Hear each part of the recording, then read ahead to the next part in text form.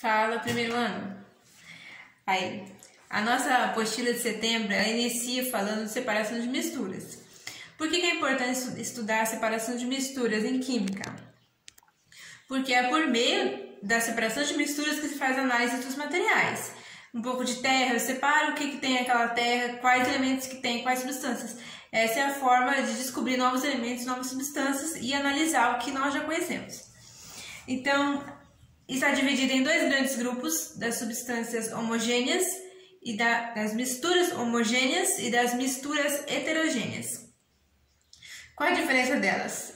Como a gente já vê o prefixo aí, homo, significa que é igual. Então, é uma mistura em que nós não identificamos os materiais que tem dentro dela. Aqui, no caso, eu tenho só a água, né? Água pura. Mas uma mistura homogênea, ela é, assim como a água, ela é uma coisa só. Não dá para saber o que eu tenho de diferente aqui. E mistura heterogênea, que já fala o nosso prefixo, hetero, é diferente. Então, nós conseguimos identificar, olhando, que existe mais de um componente dessa mistura. Por exemplo, aqui, água e óleo. Água aqui embaixo, óleo aqui em cima. Nem sempre vou ter mais de uma substância. Por exemplo, se eu colocar a água pura e o gelo nela, o gelo vai ficar por cima. Já vai estar formando duas fases. O que é duas fases? Quando a gente pode ver a olho nu a existência de mais de um componente. Então, tem mais de uma fase. Então, nós dizemos que ela é heterogênea. Para fazer essa mistura, a gente vai dividir em dois grupos. Primeiro, como fazer a separação de misturas heterogêneas. E depois a gente vai falar sobre as misturas homogêneas, porque as técnicas são mais sofisticadas. Começando pelas heterogêneas. A primeira que a gente vai ver é flotação. Vocês podem acompanhar na apostila de vocês. Como funciona a flotação? Eu tenho aqui no meu meio água,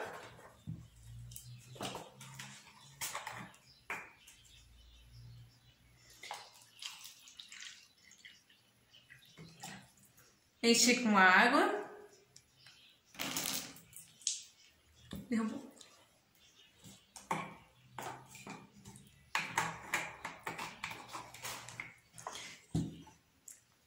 E dentro dela eu coloco uma mistura que vai ficar dispersa no meio dela. Flotação. No caso, quando a água vem do rio para uma estação de tratamento, ela vem cheia de areia e outras misturas. E não tem como filtrar, porque são partículas muito pequenas, muito finas de areia. Então, a flotação é justamente para retirar partículas muito finas, pós muito finos da água ou de outra mistura que a gente queira purificar. E como eu faço a flotação? Tem duas formas. Eu posso fazer a flotação adicionando ar ou bolhas de ar, que elas vão se juntar, essas sujeirinhas que vão estar no meio da água, vai juntar todas as sujeirinhas formando uma espécie de uma espuma. E essa espuma é mais fácil de ser retirada. A segunda forma de fazer a flotação é adicionar um material químico que se liga a essas partículas fininhas e fica formando partículas maiores, é mais fácil de filtrar, é mais fácil de fazer decantar. Porque se ela é muito fininha, não importa se ela às vezes é até mais densa que a água, mas ela é muito fininha, então ela fica assim espalhada, dispersa. Eu aumentando o tamanho da partícula, ou seja, grudando várias dessas partículas fininhas, eu consigo fazer ela decantar, ela ir para o fundo, ou dependendo do caso, eu consigo filtrar ou passar por uma peneira, dependendo do tamanho da mistura.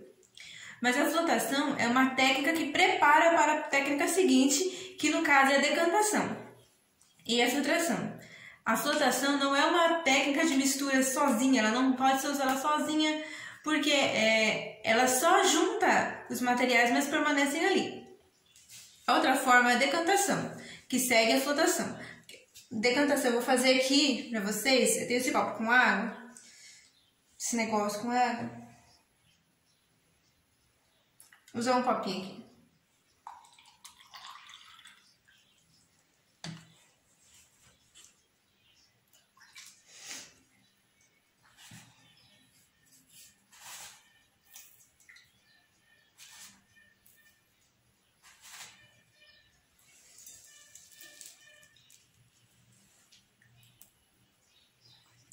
Aqui eu tenho um copo com água, eu adicionei areia nele.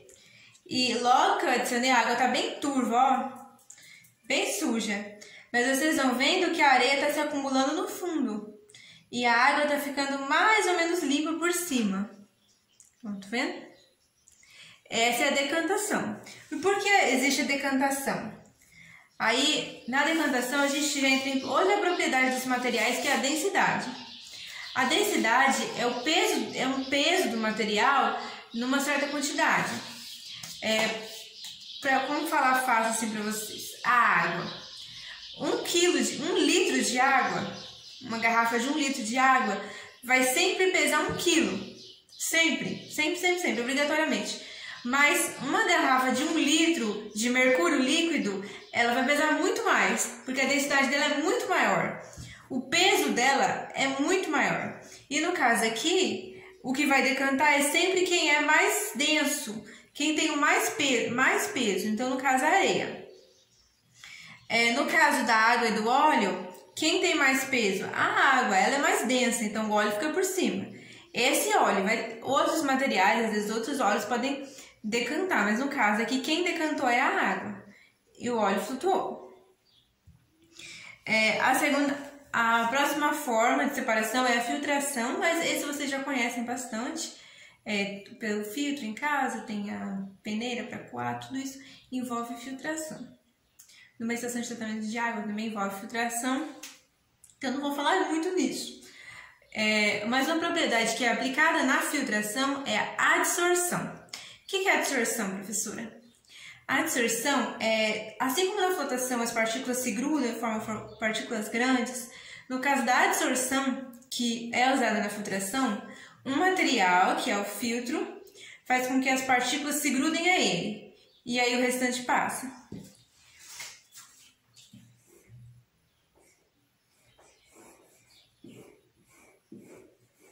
Esse aqui é o meu graninho de carvão ativado. Aí o que acontece?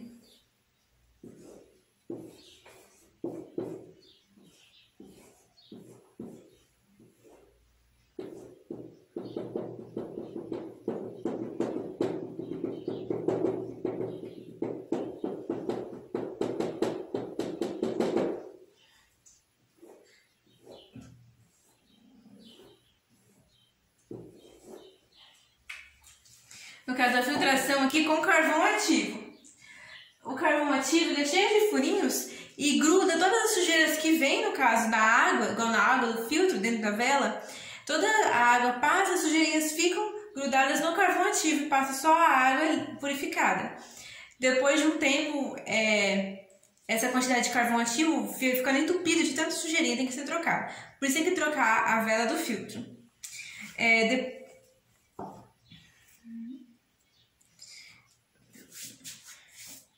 Vamos ver o nosso copo de água. Tá vendo a decantação? Mas existem casos em que eu tenho uma mistura, mas eu não consigo decantar ela, porque está muito ligada. Agora nós vamos iniciar separação de misturas homogêneas. Até agora a gente falou das misturas heterogêneas, que a gente consegue ver os componentes. Então nós falamos de flotação, filtração e decantação. Agora a gente vai entrar para as substâncias homogêneas, então nós vamos falar de centrifugação e destilações. O que é a centrifugação? A centrifugação é um processo que força a decantação. No caso aqui, nosso copinho aqui, ó, eu tinha colocado areia, a areia decantou e a água ficou quase limpa por cima. No caso da centrifugação, eu tenho substâncias que se misturam tanto como, por exemplo, o sangue. O sangue é uma mistura que a olho nu ela é homogênea, mas tem muitas coisas ali dentro, né? Ele não é uma coisa só. Então eu forço a decantação. Já que a decantação não vai acontecer naturalmente, eu forço a decantação. De que forma? Usando uma centrífuga, assim como tem a centrífuga de roupas que é redonda, né, e vai girando assim.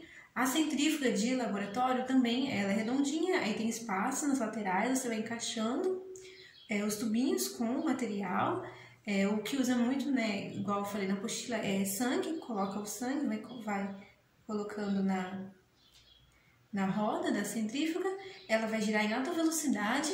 Aí, no caso da máquina de lavar, da centrífuga de lavar roupa, a água vai para o fundo, vai ser retirada e vai ficando material em cima. No caso do sangue e outras misturas também, o sangue vai para baixo, aquela parte vermelha, e vai ficar só uma parte clara em cima. É a centrifugação. Centrifugação é a decantação forçada, simples assim. Agora a gente vai para outra forma, que é a destilação. Eu vou colocar um desenho aqui para ajudar a gente, porque ela é cheia de detalhes, tá?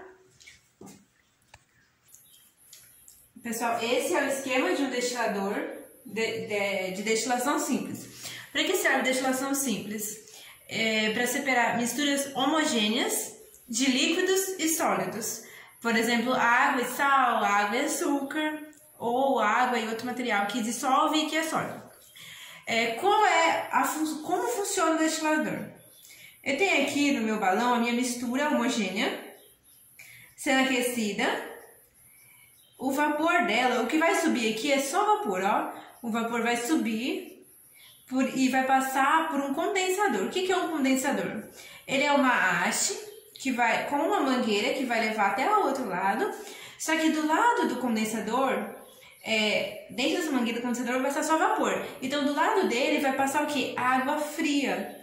Porque quando o vapor passar por aqui, a água fria volta do condensador, a água passa por aqui, ó. A torneira leva água fria e sai água quente. A água fria que está dentro do condensador, ela não entra em contato com o vapor. Ela fica em volta e resfria. Então, conforme vai passando aqui, o vapor vai esfriando, até chegar líquido aqui.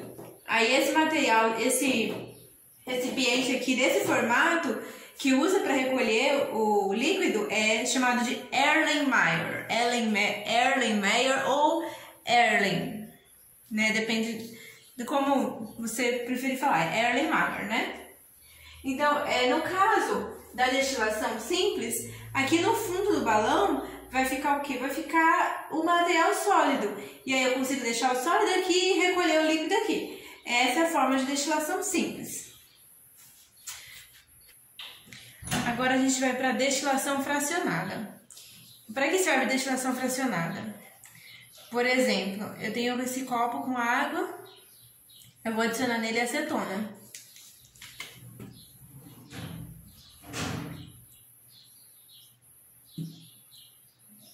Não existe um método. Como que eu vou separar essa água dessa acetona? Para isso serve a destilação fracionada.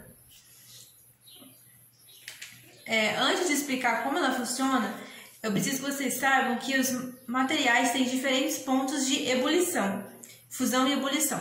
O que é o ponto de ebulição? É o ponto em que ele começa a virar vapor. Ele ferve e começa a virar vapor. E a partir do ponto de ebulição, eu sei o tipo de material que eu vou lidar. Por exemplo, a acetona, ela começa a virar vapor em 50 graus. A água precisa chegar nos 100 graus, assim a nível do mar, para virar vapor. O álcool, a 78 graus, ele já começa a virar vapor, já começa a ir embora, a volatilizar. Materiais, quanto menor o ponto de ebulição, ou seja, quanto menor a temperatura em que ele começa a virar vapor, maior é a volatilidade dele, maior é a volatilização dele. E a destilação fracionada funciona de forma que eu vou aquecer aqui a minha mistura, no caso água e acetona, álcool e água, ou no caso o petróleo também. O petróleo é uma grande mistura de diferentes tipos de gás e não tem como fazer decantar, não tem como nem centrifugar o petróleo, então a gente faz essa técnica, usar essa técnica. Eu vou ferver aqui a altíssimas temperaturas, muito, muito altas, acima de 400, 500 graus Celsius. Eu vou fervendo e aí o vapor vai subindo por aqui. Tá vendo essa coluna aqui, ó? Essa é chamada coluna de destilação. Ela é cheia de obstáculos para o vapor poder passar. Então, o que acontece? Eu vou fervendo aqui, no caso aqui da água e acetona. A acetona ferveria primeiro e passaria por esses vapores. Tá vendo? Ia subindo, subindo, subindo. Agora a água, ela ia demorar mais. Então, quando a acetona já estivesse lá em cima, é que a água ia começar a passar por aqui e sair aqui pela lateral. Ó. O material que demora mais para virar vapor, ele vira um vapor mais pesado, então ele vai passando com mais dificuldade pelos obstáculos da coluna de destilação e vai saindo pelas mangueiras de baixo. No caso do petróleo, o óleo diesel sai primeiro. No caso do petróleo, os gases mais leves sobem e o óleo diesel, que é mais pesado, ele sai pela mangueira primeiro. Aí depois a querosene, a gasolina e o gás de cozinha. Então, destilação fracionada. Vou ferver a minha mistura em uma coluna de destilação fracionada cheia de obstáculos. Então, os vapores mais leves vão vaporizar primeiro, vão passar por esses obstáculos, porque eles são mais leves, então eles têm mais capacidade de passar por obstáculos, de contornar aqui. Ó, eles vão contornando aqui. Porque eles são muito leves, então eles podem fazer isso. Os vapores mais pesados, eles vão subindo um pouco, mas logo eles já não sobem mais, eles vão desviar aqui, já se tornando líquidos, de volta. Então, aí encerra nosso assunto de separação de misturas. Acompanhe bastante na apostila e respondam as questões nos cadernos, nas apostilas de vocês, ok?